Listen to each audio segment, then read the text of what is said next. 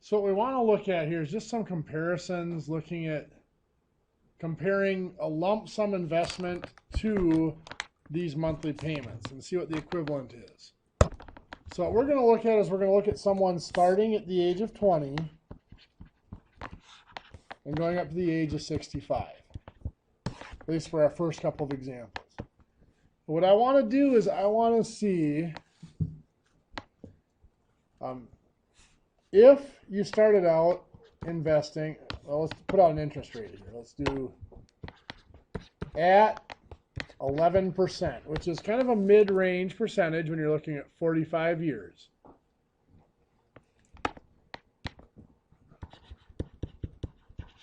Find the equivalent monthly payment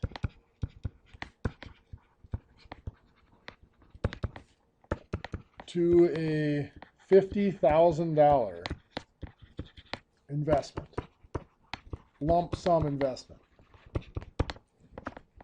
So what that means is, again, 45 years, 20 to 40 to 65. If I take $50,000, what's the future value? Now this is a compound interest, not annuity. $50,000 times 1 plus my 11%, 0.11, divided by 12, because it's still monthly.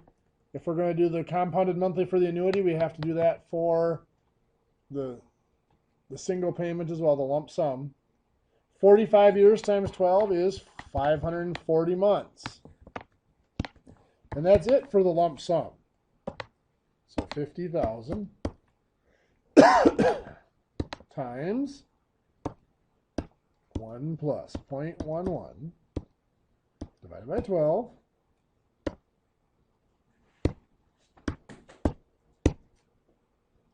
the power of 540. Gives us 6,901,000. Okay. 356.08.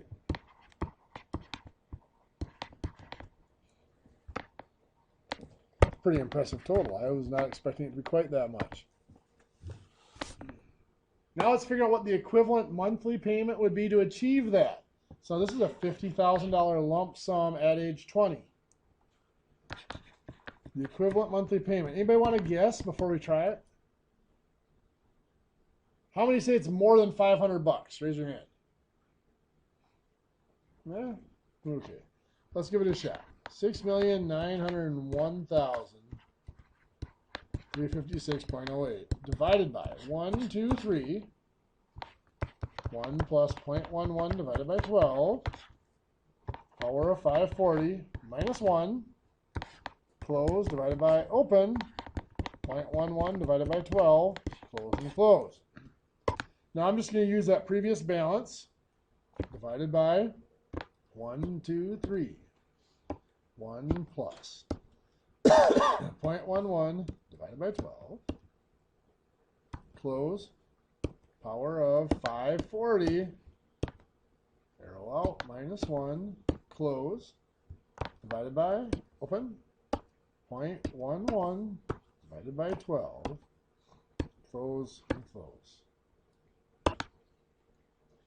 Only $461.68 per month.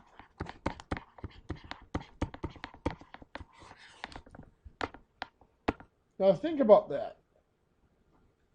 Not too many people at 20 years of age could put away $50,000. But $460 a month isn't necessarily impossible. I mean, if you go out and you buy a $35,000 car, that's going to be a $460 a month payment. So you think that $460 a month is not an impossible payment to make. Let's look at it the other way. Same interest rate, so we're still 11%, still 45 years. Find the equivalent lump sum for $250 monthly payment.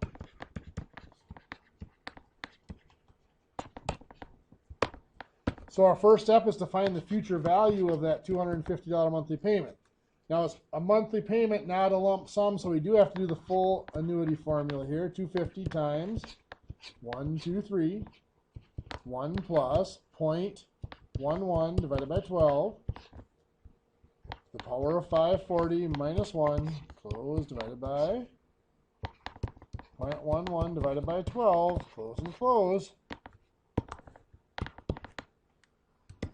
So 250 times 1, 2, 3, 1 plus 0.11 divided by 12, close, power, 540, zero out, minus 1, close, divided by open, 0.11 divided by 12, 12, close, and close. Gives me a lump sum $3,737,103.32.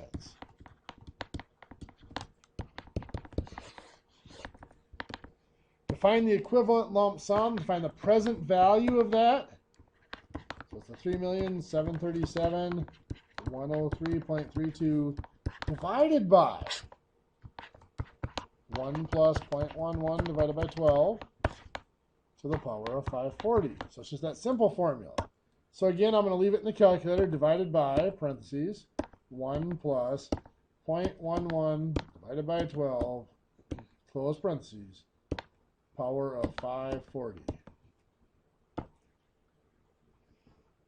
That would be a $27,075.14.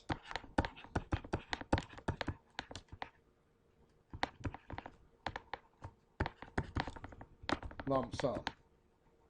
So again, $250 a month is not a lot to make into a retirement savings. Starting at 20, that might seem like a lot, but again, a couple of sacrifices. This is where you buy that car that has a $200 a month car payment instead of the $450 a month car payment. It would be the same as putting away $27,000 in cash. So in your notes, we're going to try a couple for you guys to do. Find the equivalent lump sum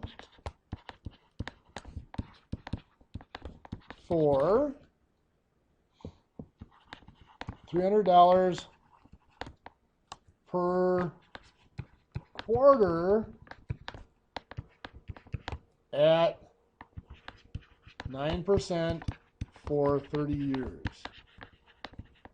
So we are adjusting the percent and the time here now. See if you can find that equivalent lump sum that you would have to put away at the beginning in order to have the same amount as you would for $300 per quarter for 30 years. Let's see what you come up with. So we're going to start out finding the future value for the $300 times 1, 2, 3, 1 plus 0.09 divided by quarterly, so divided by 4 to the power of 120. So 4 quarters a year for 30 years, minus 1 divided by 0.09 divided by 4.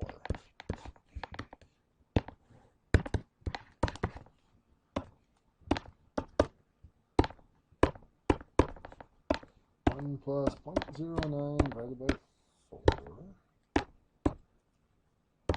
power of 120, out, minus 1, close, divided by open, 0.09 divided by 4, close and close.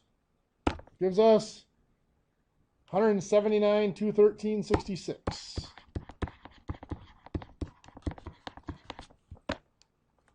How many of you had that for the lump sum of the future value of the first part? Okay, good. So now we need to work that backwards to a present value. So 179,213.66 divided by 1 plus 0.09 divided by 4 to the power of 120. So divided by 1 plus 0.09 divided by 4. Oops, it ain't going to work real well.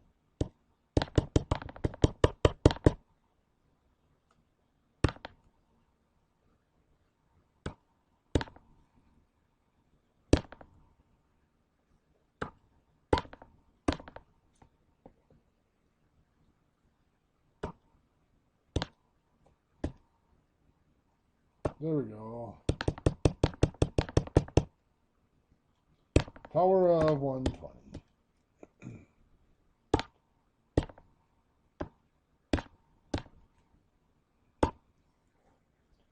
So $12,410.04.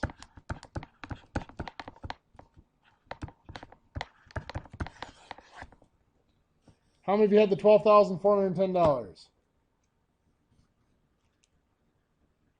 Good deal. Well, let's work one the other way.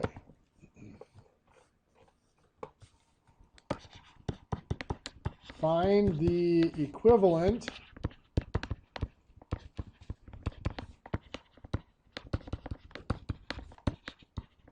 monthly payment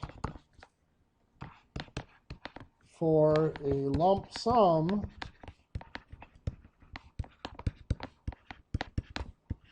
of $25,000 at 10%, obviously monthly because it's monthly payment, for, let's shake it up, for 32 years. So we'll start out with the future value of the $25,000 lump sum. So 25,000 times 1 plus 0.10 divided by 12, because it is monthly, to the power of 32 times 12 is 384.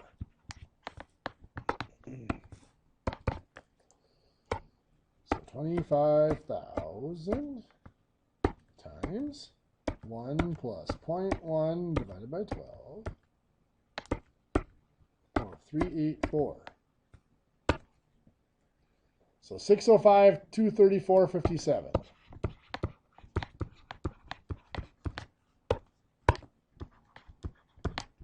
How many of you had the 605,000 there?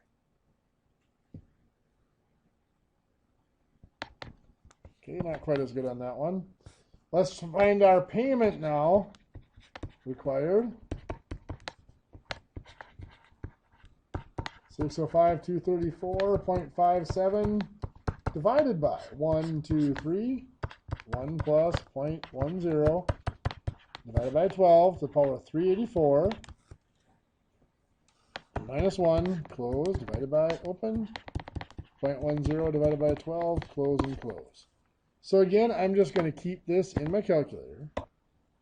Divided by 1, 2, 3.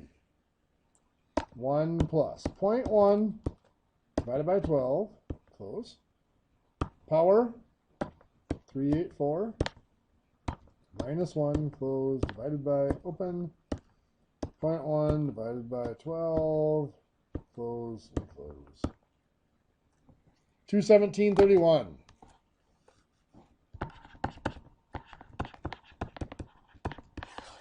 Okay, enough about that one. We've done about all we can with that. Now I want to take a look at some other possibilities. I want to know, I want to find the future value of $150 per month at 8% for 20 years with, now here's the key, something happens, maybe it's an inheritance, or maybe like you had said, an investment from a grandma or grandpa who matures at a certain age with a $10,000 lump sum at 5 years. So that's saying is 5 years into this, you're adding a $10,000 lump sum to what's being paid in. We want to find the future value. Well, the easiest way to do this is to treat it as two totally separate problems. We have the future value of the payments, the $150 per month, times the 1 plus 0.08 divided by 12. 20 years is going to be the power of 240 minus 1. Close divided by open, 0.08 divided by 12, close and close. Let's find that amount.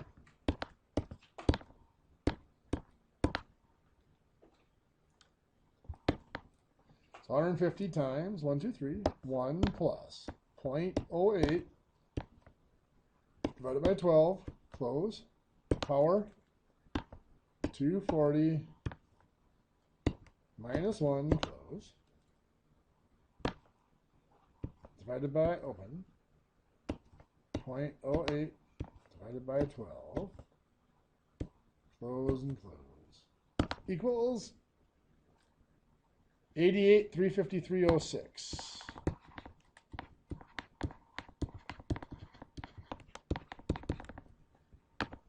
So that's how much we would get from the $150 per month for 20 years. Now the lump sum, the future value of the $10,000 lump sum at the same rate, or adding it to the same investment, so 8% divided by 12, because it's still going to compound monthly. But that's not going to sit there for 20 years. It's only going to sit there for 15 because it was added 5 years into it. So 15 times 12 is 180 months. So 10,000 times 1 plus 0.08 divided by 12 to the power of 180. 33, 69, 21.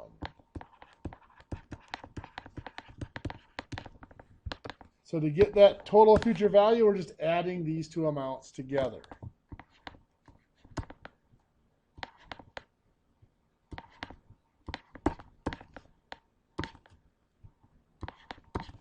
So 121,422.27. Any questions on that?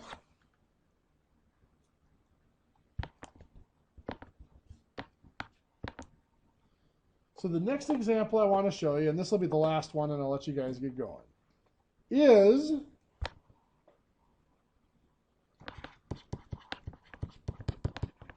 starting at 21, you invest $200 per month at, let's make it easier, 12%. At 31,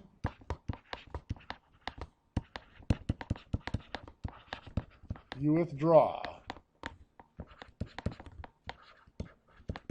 $25,000 for a down payment on a house.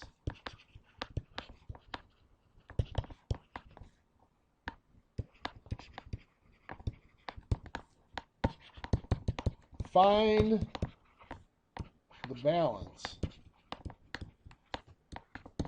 at 66 years of age.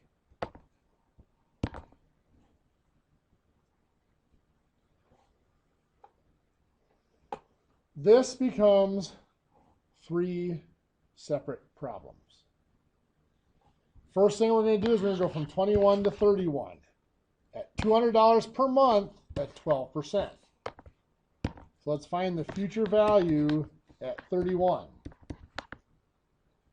So 200 a month times 1, 2, 3. 1 plus 0.12 divided by 12.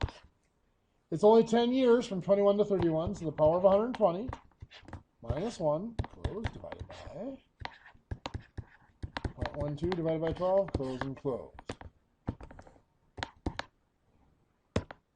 So 200. Oops, not divided by, should be times. Did I put divided by here? No, I got times. Times 1, 2, 3. 1 plus 0.12 divided by 12. Close. Power of 120. Minus 1. Close. Divided by open. 0.12 divided by 12. Close and close. $46,007.74.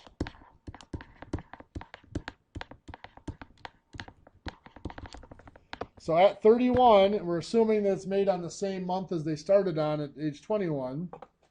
Now they're going to draw out $25,000 to make that down payment on the house. So their balance goes from $46,000 now down to $21,007.74.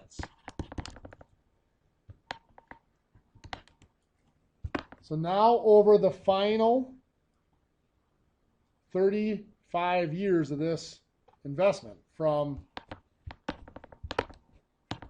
31 to 66, we have two separate balances to worry about. The first balance is going to be the payment. 200 times 1, 2, 3, 1 plus 0.12 divided by 12, just like before. But now this is 35 years, so 35 times 12 is 420 minus 1. Divided by 0.12 divided by 12. Close and close. So let's get that balance. 200 times 1, 2, 3. 1 plus 0.12 divided by 12. Close. Power of 420. Minus 1. Close. Divided by open. 0.12. Divided by 12, close, close.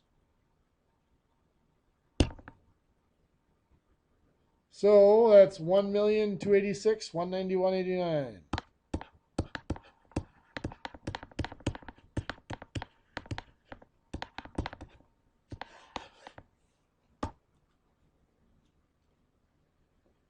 So that's how much we have from the $200 per month from 31 to 66.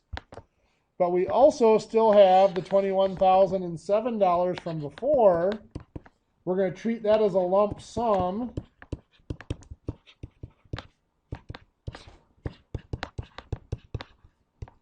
Times 1 plus 0.12 divided by 12. And still the 420 periods.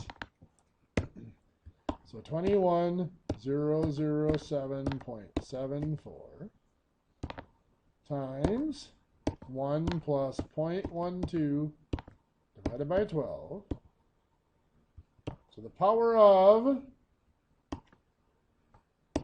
420.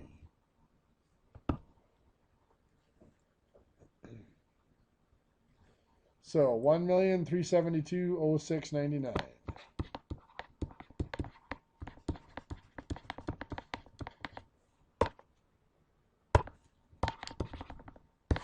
So now we have to add those two balances together to get a total.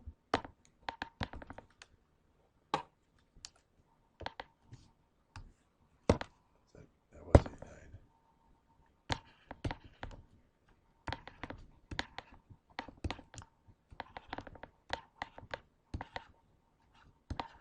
So we're saying we're going to get $2,658,198.88.